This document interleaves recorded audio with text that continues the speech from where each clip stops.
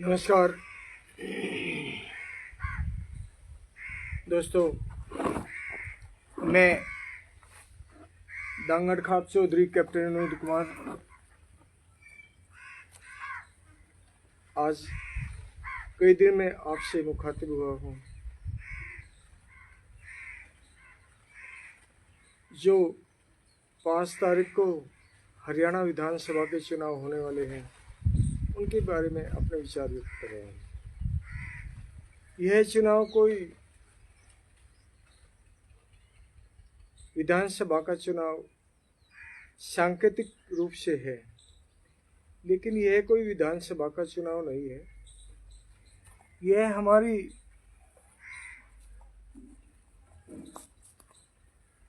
एक राज्य के द्वारा एक ऐसी सरकार के खिलाफ मान और सम्मान की लड़ाई का चुनाव है, जिसने भारत के हर वर्ग को अपमानित किया है। चाहे वह किसान हो, चाहे वे अग्निवीर के रूप में नौजवान हो, चाहे वह पेपर लीक के मामले में नौजवानों का भर्ती का मामला हो, नौकरी का मामला हो, चाहे महिला पहलवानों का मामला हो, चाहे शहीद सैनिकों के नाम पर देश को गुमराह करके वोट मांगने का मामला हो। एक प्रकार से सैनिकों के नाम से देश का हितोष्टीकरण करना हो। किसान, बुजुर्ग, सरपंच, खाप प्रधान, महिला, जाट आंदोलन में हमारे नौजवानों तक गोली मारी गई। 700 किसानों से ऊपर किसान आंदोलन में किसान शहीद हो गए। और महिला पहलवानों के साथ तो इन्होंने देश की, जिसको धरती माता कहते हैं, लक्ष्मी कहते हैं, स्त्री जाति के खिलाफ एक प्रकार का बहुत बड़ा अत्याचार किया।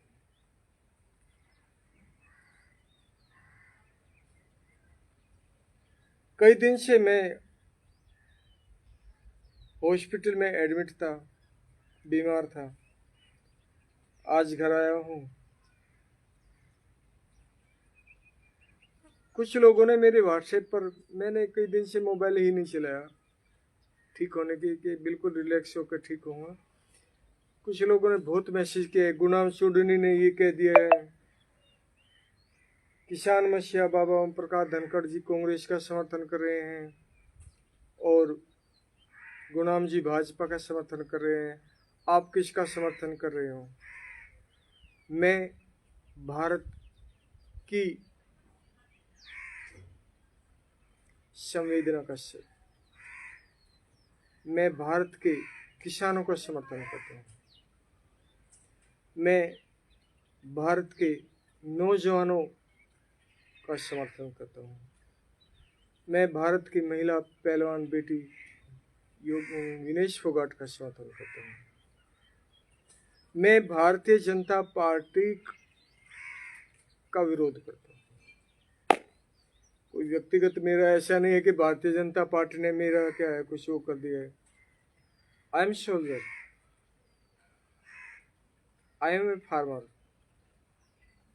आई am a khap pradhan, I am a human man.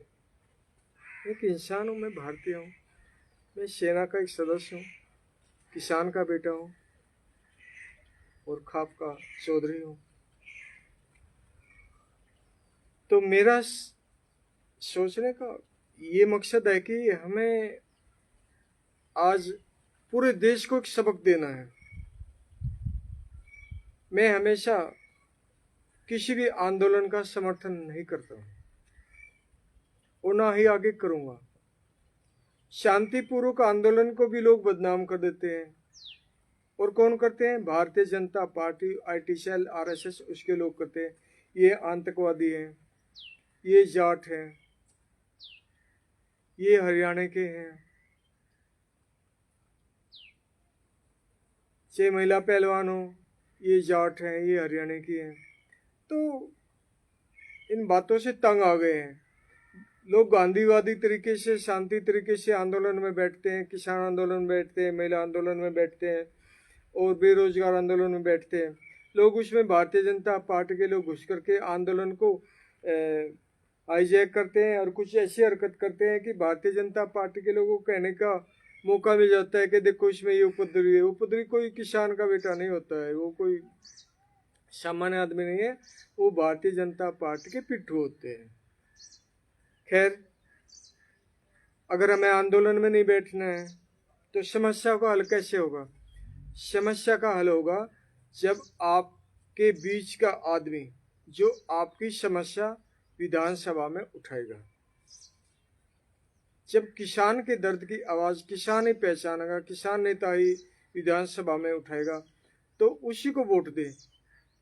ऐसा नहीं कि भारतीय जनता पार्टी में किसान परिवार के लोग नहीं है, बहुत लोग हैं, लेकिन वे लोग आवाज नहीं उठा सकते। यहाँ पे मैं गुणाम जी को एक संदेश देना चाहता हूँ, बड़े आदर सम्मान के साथ। बड़े मेरे अच्छे संबंध हैं और अच्छा रहा, मैं बीमार रहा, अगर मैं ठीक होता शायद जाता उनके चुनाव में।